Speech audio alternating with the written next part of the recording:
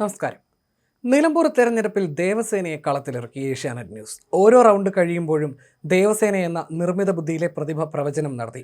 UDFിലെ ആര്യാടൻ ഷൗക്കത്തിന് അനുകൂലമായിരുന്നു തുടക്കം മുതലുള്ള ദേവസേനയുടെ പ്രവചനം. ഓരോ റൗണ്ടിലെയും വോട്ടുകൾ വിലയിരുത്തിയായിരുന്നു ദേവസേനയുടെ പ്രവചനം. അങ്ങനെ മലയാളം ടെലിവിഷൻ ചാനലിൽ ആദ്യമായി AI സാങ്കേതിക വിദ്യയും പരീക്ഷിച്ചു. കഴിഞ്ഞ ദിവസം AI അധിഷ്ഠിത പ്രമോയുമായി മലയാളി പ്രേക്ഷകരെ ഏഷ്യാനെറ്റ് ന്യൂസ് വിസ്മയിപ്പിച്ചിരുന്നു.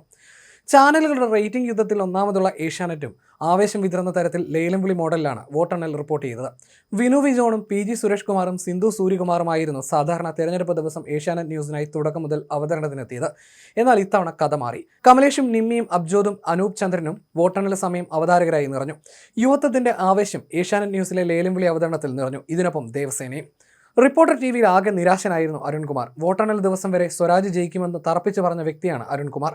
UDF തകർന്നടിയുമെന്ന് വിലയിരുത്തിയ വ്യക്തി. എഡിറ്റേഴ്സ് അവരിലും മറ്റും വലിയ രീതിയിൽ സഹ ജേർണലിസ്റ്റുകളുടെ വാദങ്ങളെ തള്ളിയ അരുൺകുമാർ. പക്ഷേ പോസ്റ്റൽ വോട്ട് എണ്ണിത്തുടങ്ങിയതോടെ മ്ലാനത നിറഞ്ഞു. ഒരു ഘട്ടത്തിൽ സ്മൃതി പരുത്തിക്കാട് ട്രോളുന്ന തരത്തിൽ പ്രതികരിക്കുകയും ചെയ്തു. അപ്പോഴും എല്ലാം ശരിയാകുമെന്ന് അരുൺകുമാർ പറഞ്ഞു. സാധാരണ അതിവേഗ റിസൾട്ട് എന്ന് വരുത്താൻ ലീഡ് നിലകൾ റിപ്പോർട്ടറിൽ കുതിച്ചുയരാറുണ്ട്. എന്നാൽ അത് ഉണ്ടായില്ല ഇത്തവണ. ഏഷ്യാനെറ്റ് ന്യൂസിന്റെ കണക്കുകൾ ഫോളോ ചെയ്യുന്ന തരത്തിലേക്ക് ബ്രേക്കിങ്ങുകൾ മാറി. UDF മുൻതൂക്കമുണ്ടാക്കുന്ന ആദ്യഘട്ടത്തിൽ നിരാശയിൽ പാളുന്ന അരുൺകുമാർ ആയിരുന്നു റിപ്പോർട്ടറിലുണ്ടായിരുന്നത്. റിപ്പോർട്ടിൽ പുതുതായി എത്തിയ ജിമ്മി ജെയിംസും ബഹളമുണ്ടാക്കാത്ത പതിവ് ശൈലിയിൽ ശ്രദ്ധേയനായി. 24 ന്യൂസിനും പുതുമയൊന്നും ഈ വോട്ടെണ്ണൽ ദിനം നൽകാനായില്ല. പോത്തുകല്ലിൽ കാട്ടാനയുടെ കരുത്തോടെ ആര് കുതിക്കുമെന്നെല്ലാം പറഞ്ഞ് ലേലം വിളി പുതിയ തലത്തിലെത്തിക്കാൻ 24 ശ്രമിച്ചു. പക്ഷേ റേറ്റിംഗിലെ പിന്നോട്ട് പോക്കലിന്റെ നിരാശയുമെല്ലാം 24 ന്യൂസിലും വ്യക്തമായിരുന്നു. എല്ലാ അർത്ഥത്തിലും പുതുമ വോട്ടെണ്ണൽ ദിനം ഇത്തവണ കൊണ്ടുവന്നത് ഏഷ്യാനെറ്റ് ന്യൂസ് ആയിരുന്നു. ദേവസേന എന്ന AI കഥാപാത്രം സോഷ്യൽ മീഡിയയിലും ഏഷ്യാനെറ്റ് ന്യൂസിനെ കൂടുതൽ ശ്രദ്ധേയമാക്കി എന്നതാണ് വസ്തുത. ബാഹുബലി സിനിമയിലെ നായികയാണ് ദേവസേന. മലയാളിയുടെ മനസ്സിൽ ആഴത്തിൽ പതിഞ്ഞ കഥാപാത്രം. പുരാണങ്ങളിലും ഈ പേരിലെ കഥാപാത്രങ്ങളുണ്ട്. ഇതിനെയാണ് AI സാങ്കേതിക വിദ്യയിൽ അവതാരകയായി ഏഷ്യാനെറ്റ് ന്യൂസ് മാറ്റിയത്. തലമുറ മാറ്റത്തിന്റെ സാധ്യതയും ഏഷ്യാനെറ്റ് ന്യൂസിന്റെ വോട്ടെണ്ണൽ ദിന പ്രക്ഷേപണത്തിൽ വ്യക്തമാണ്. അതേസമയം 9 റൗണ്ട് പിന്നിട്ടപ്പോൾ തന്നെ 10,000-ന് മുകളിൽ വോട്ടുകളാണ് സ്വതന്ത്ര സ്ഥാനാർത്ഥിയായി മത്സരിച്ച PV അൻവർ സ്വന്തം പെട്ടിയിലാക്കിയത്. അതിനാൽ തന്നെ നിലമ്പൂരിൽ വോട്ടെണ്ണൽ പുരോഗമിക്കുമ്പോൾ PV അൻവറിന്റെ UDF പ്രവേശനം അടഞ്ഞ അധ്യായമല്ലെന്ന് KPCC പ്രസിഡന്റ് സണ്ണി ജോസഫ് പ്രതികരിച്ചു.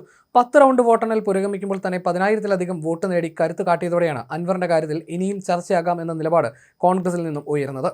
ഭൂരിപക്ഷം 5,000 പിന്നിട്ടപ്പോഴാണ് KPCC പ്രസിഡന്റ് സണ്ണി ജോസഫ് മാധ്യമങ്ങളെ കണ്ടത്. അൻവർ കൂടി ഉണ്ടായിരുന്നെങ്കിൽ ഭൂരിപക്ഷം ഇനിയും ഉയരുമായിരുന്നു. അൻവറിന് മുന്നിൽ വാതിലടച്ചിട്ടില്ല. സ്ഥാനാർത്ഥി അംഗീകരിക്കണമെന്നത് മാത്രമാണ് പറഞ്ഞത്. വാതിൽ പൂട്ടിയാലും തുറക്കാൻ താക്കോലുണ്ടെന്നും സണ്ണി ജോസഫ് പ്രതികരിച്ചു. ഭൂരിപക്ഷ വോട്ടും താൻ പിടിച്ചത് LDFിൻ്റെതാണെന്നാണ് അൻവർ പ്രതികരിച്ചത്. പിണറായിസ്ഥനെതിരായ വിധിയെഴുത്താണിതെന്നും അൻവർ പറഞ്ഞു. ഇടതു സ്വതന്ത്രനായിരുന്ന PV അൻവർ MLA സ്ഥാനം രാജിവെച്ച ഒഴിവിലേക്ക് നിലമ്പൂർ നിയമസഭാ മണ്ഡലത്തിൽ നടക്കുന്ന ഉപതെരഞ്ഞെടുപ്പാണിത്. ജൂൺ 19-ന് നടന്ന ഉപതെരഞ്ഞെടുപ്പിന്റെ വോട്ടെണ്ണലാണ് ഇന്ന് നടക്കുന്നത്. കേരള നിയമസഭയുടെ കാലാവധി അവസാനിക്കാൻ 1 വർഷത്തിലേറെ ബാക്കിയുണ്ടായിരുന്ന ജനുവരി 13-നാണ് PV അൻവർ നിലമ്പൂർ MLA സ്ഥാനം രാജിവെക്കുന്നത്.